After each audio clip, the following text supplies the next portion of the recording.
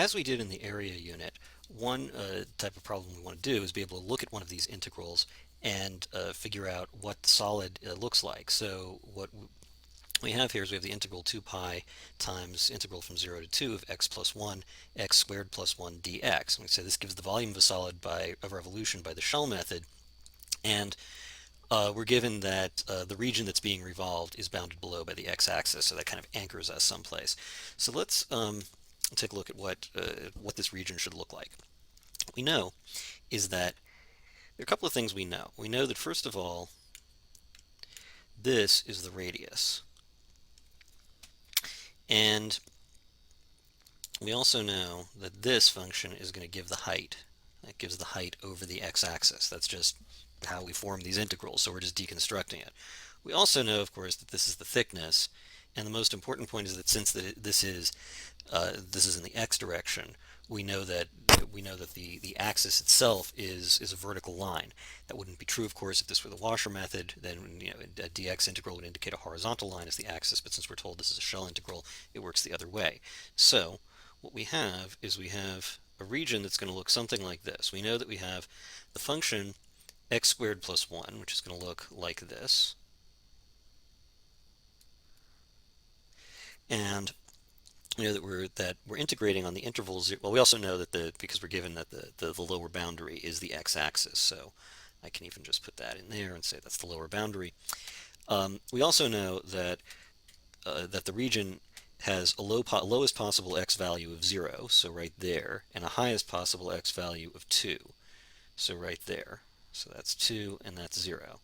Let's put in some points. We know that the parabola y equals x squared plus 1 is going to intersect the x-axis at 0, 1. And we can also see that if I plug in 2 into the parabola, you can see this is the parabola y equals x squared plus 1. Again, how do I know? Because that's the height. That's the height function that gives me the height of each shell. So it's got to be, so that means that's what that curve has to be. So this point, if I plug in 2, I get 2 comma 5. All right, so let's draw this a little bit more cheerfully in yellow. There we go.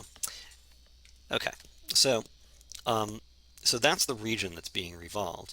And we can see from the radius function that if I take some arbitrary point x, then the distance to the x-axis, the distance to the axis of revolution is going to be x plus 1. Well, we know that this distance is always going to be x, so this distance here to -1 is always going to be x plus 1. So that tells us that the axis of revolution is right there.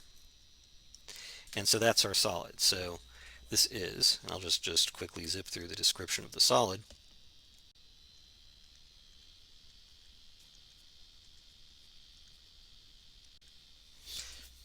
So this is the solid obtained by revolving the region between y equals x squared plus 1 and the x-axis about the vertical line x equals -1 on the interval 0, 2.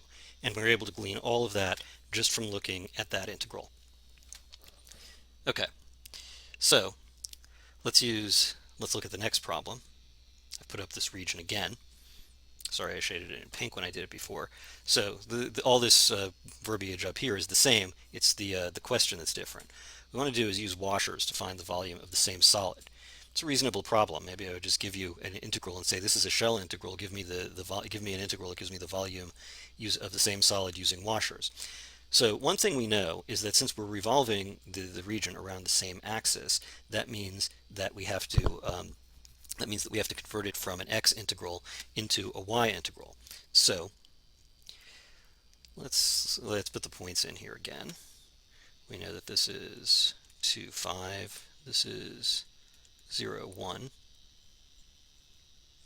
So what are we doing actually? When we do this in the x direction, sorry, when we do this in not in the x direction, when we do it in the y direction using washers, what we're forming is, let's write it this way. There's our inner radius.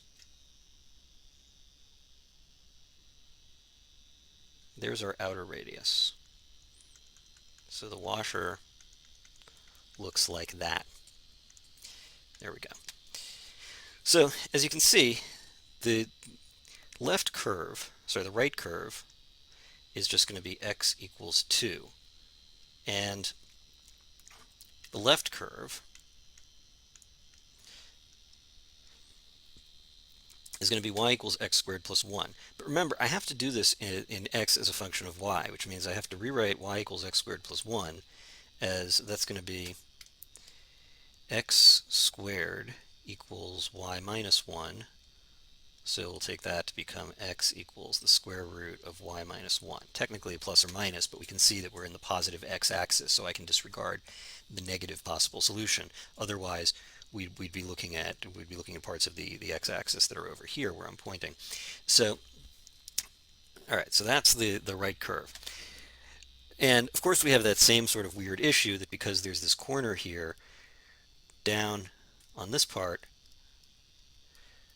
the right curve is still 2, but the left curve is just 0.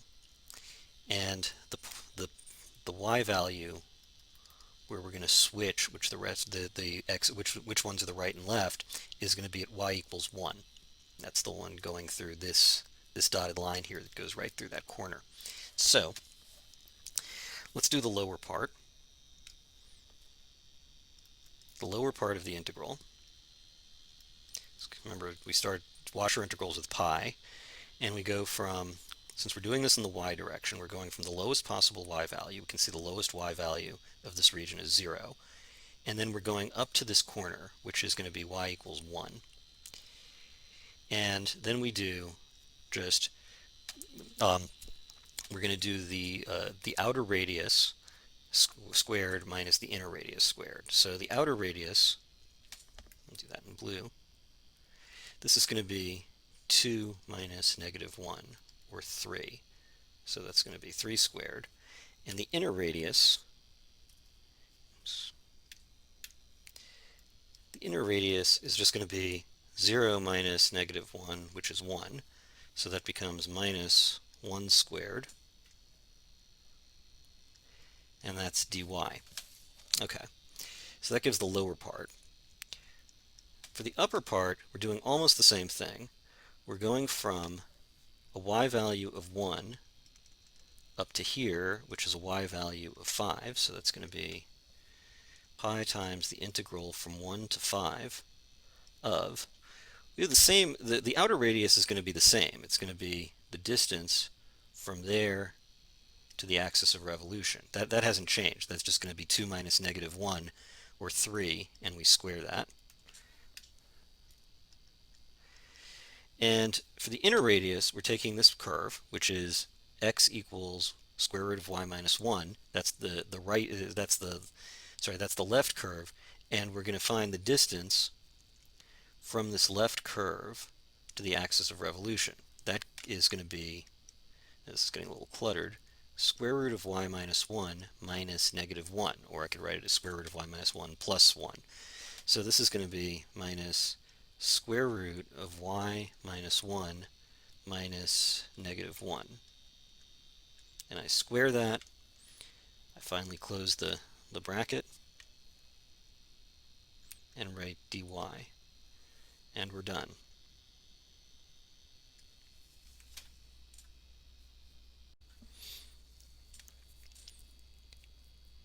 Okay, so continuing with the same problem, or at least the same region, which we've already found, now we want to just use that to revolve that region around the line x equals 10. And I'm doing that just to make a particular point here. I know this is probably very similar to the original integral, where we actually had revolved, if you recall, we had revolved that region using shells around the line x equals negative 1. So you might be saying, well, what could possibly be different about this if I'm just using a different vertical axis? Let me just show you. It's not a very big difference, but it does make a difference. Hopefully you're getting the sense in these volume integrals that you really have to pay attention to the geometry, because order can matter in rather strange ways.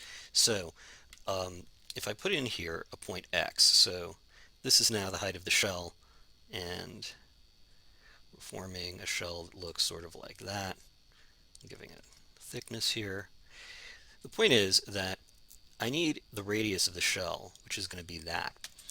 Now, if I were just sort of naively to say, oh, I know how to do that. This is the line x equals 10. That's the point x. Surely it's x minus 10. But take a look where this point is here. This point here is like roughly x equals 0.9, it looks like I've drawn it at. So if I take 0.9 and subtract 10, I'm going to get a negative number, which is going to give me a negative answer to the integral, and I don't want that. So the so the correct way to do this is, of course, to say that if the axis of revolution is to the right of the region, then you take the axis and you subtract x instead of the other way around. Nothing else about the integral changes. As you can see, the region still has a low x value of 0 and a high x value of 2. So the 0 and 2 are going to be the same. And the height of the shell is still given by the curve itself, so x squared plus 1. And of course, it's still in the x direction. There's nothing to change there. So the only thing that's changing is the way that we understand the radius. So once we do that, we can easily form the integral just by looking at the original integral and changing it. It's important to note, though, as you look at this, what changes and what doesn't.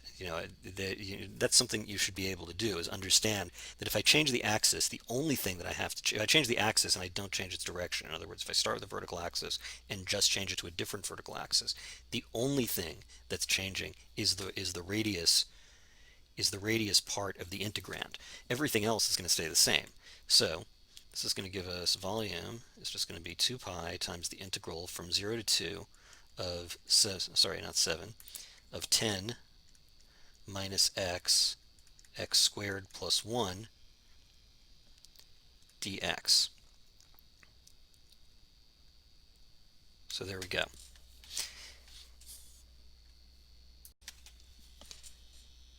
Okay, so the final permutation of this problem is we're going to take the same region and we're going to use shells to revolve that region around the line, about the line y equals 7. So this has all the hard stuff in it.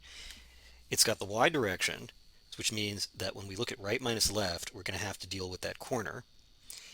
The axis is above the region, which means we're reversing the sense of what gets subtracted from what. And and of course it's in the y direction. It's a y integral, which also tends to make it hard because we have to flip the functions around. So first of all, let me write the equivalent curve to y equals x squared plus 1. That was x equals the square root of y minus 1. All right, so in order to do this, what we want to do is, it should be familiar to you now that when we're looking at this shape in the y and doing an integral in the y direction, right minus left is different below that corner than it is above the corner. So we're going to have to break this up into two integrals. And this line here, this line y equals 1 that goes through the corner, is the point where we're going to have to break it up. So we're going to have two integrals going from y equals 0 to y equals 1 and y equals 1 to y equals 5. Let's do the 0 to 1 first. So I've got volume is equal to 2 pi times the integral from 0 to 1. I now need the radius of the shell. So the shell is going to look kind of like this. It's going to be, I can't even really draw it because I'm running out of page, but there we go. It runs right through that line y equals 7, and I can't really draw it high up enough there, but the point is that the radius of this shell is going to be the distance from that point y right there to the line y equals 7. Well, how are we going to calculate that distance? Just top minus bottom. It's just going to be 7 minus y. So the radius of the shell is 7 minus y.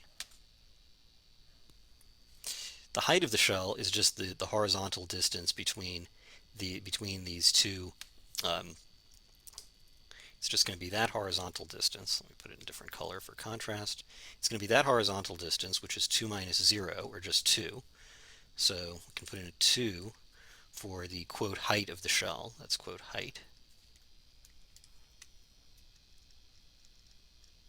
That's the height of the shell. And then, of course, a dy, because the shell has its thickness in the vertical direction for dy. All right, now let's do the upper part. It's going to be almost the same thing. It's just that now we're looking at a shell like, now we're looking at a shell that looks like this. It's going to be a little bit smaller shell like that. So the radius is going to be the distance from there to there, which does not change. So So this is going to be plus 2 pi times the integral. We already determined why the integral is going to go from a y value of 1 up to a y value of 5. The function for the radius doesn't change, we're just changing what the y value is. But in terms of y, the radius is still going to be 7 minus y. And